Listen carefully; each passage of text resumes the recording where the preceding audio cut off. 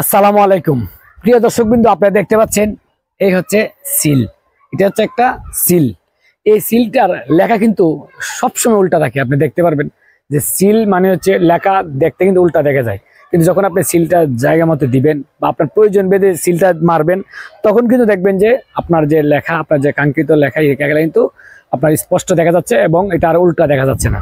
তো সমাজে এমন এমন মানুষ আছে, সমাজে বা কর্মক্ষেত্রে বিভিন্ন ক্ষেত্রে দেখবেন এমন কিছু মানুষ আছে যারা উল্টা, সবসময় উল্টা থাকবো, উল্টা।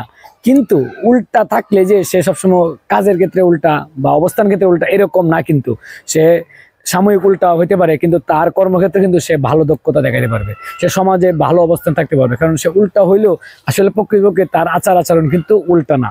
সাময়িক আপনার কাছে মনে হইলো যে জিনিসটা যেমন লেখাটা উল্টা, ঠিক ততটুক আপনি মানুষটারে উল্টা ভাবতে পারেন, কিন্তু আসলে কিন্তু সে উল্টা না। সে কিন্তু সমাজের পজিটিভ বা ভালো বা যে গুণগুলো আছে এই গুণগুলো সে অধিকার রাখে।